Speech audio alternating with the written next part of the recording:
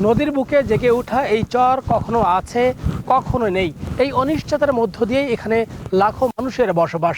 তাই নির্বাচন মানে তাদের কাছে আদর্শিক কোনো লড়াই নয়, বরং বেঁচে থাকার এক একটি কৌশল মাত্র। তিস্তা, ধরলা, দুধকুমার, ব্রহ্মপুত্র সহ 277টি নদ নদীর 575টি চরের বুকে কয়েক লাখ মানুষের বসতি। নদী ভাঙনে ঘরবাড়ি, ফসলি জমি হারিয়ে চরবাসীর জীবন আটকে থাকে অনিশ্চয়তায়।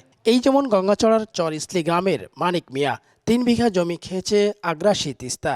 এখন তার 4 শতক জমিতে 5 সদস্যের সংসার, রয়েছে বুক ভরা আক্ষেপ। অ্যান্টি স্লিপারি টেকনোলজি ও সফট টেক্সচার টাইল, নরম ঘাসের স্পর্শ, সাপোর্ট গ্রাস ম্যাট, নান্দনিকতার ছোঁয়া। এখন ভাঙতে কিছু নাই। এখন মনে করেন যে 14বার আমার জীবনে বাড়ি ভাঙছে, আমি লেখাপড়া করতে পারিনি। এখন এই সরকার এসে ও সরকার এসে ভোট নেওয়া হয়ে গেলে আর মনে করেন যে খবর থাকে না। এই চরবাসীর জীবন জীবিকার প্রধান ভরসা কৃষি, কিন্তু বছরের বড় সময় কর্মসংস্থান না থাকা মানুষগুলোর উৎপাদিত কৃষিপণ্য চরের বালুমাটির পথ পেরিয়ে মুনাফা পাওয়াই তাদের বড় চ্যালেঞ্জ।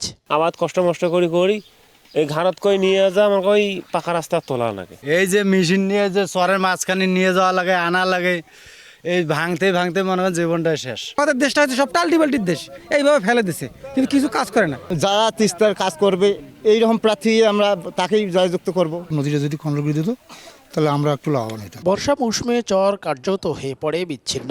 নেই টেকসই সড়ক, অনিয়মিত বিদ্যুৎ, শিক্ষা, স্বাস্থ্য, ব্যবসা এবং সামাজিক নিরাপত্তা কর্মসূচিতে অন্তর্ভুক্ত হতে পাড়ি দিতে হয় দীর্ঘ পথ।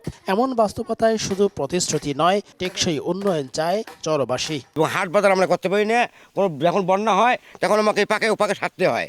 আমরা বন্যার জন্য কোনো সময়টা খাইতেও পারি না। বাবা ভিড় কারণের কথা আমরা কল পাই না। ওগুলো মনে কর খবর আমারটা নাই, আমরা পাইও না, আমরা ওগুলো খবরও করি না। আমাদের এলাকায় যে সমস্যাগুলো আছে এগুলো সমাধান করবে এরকম একজন প্রার্থী চাই। নদী গবেষকরা বলছেন, চরভিত্তিক আলাদা প্রাতিষ্ঠানিক ও প্রশাসনিক কাঠামো দরকার, যেখানে ভাঙন, পুনর্বাসন ও জীবিকার বিষয়গুলো একসাথে বিবেচনায় আসবে।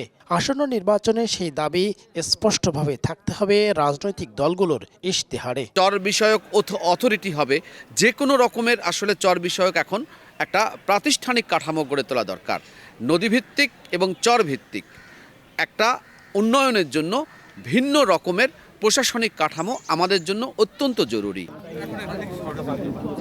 জাতীয় রাজনীতির আদর্শ, ইশতেহার বা বিতর্ক কোনোটি প্রভাব ফেলে না চরাঞ্চলে, বরং তারা ব্যক্তিকেই বেশি গুরুত্ব দেন। তাই চরাঞ্চলের ভোটের বাক্স ক্ষমতা বদলের প্রতীক নয়, বরং নদীর সঙ্গে টিকে থাকাই তাদের বড় চ্যালেঞ্জ। রফিকুল ইসলাম, দেশ টিভি, গঙ্গাচড়া, রংপুর।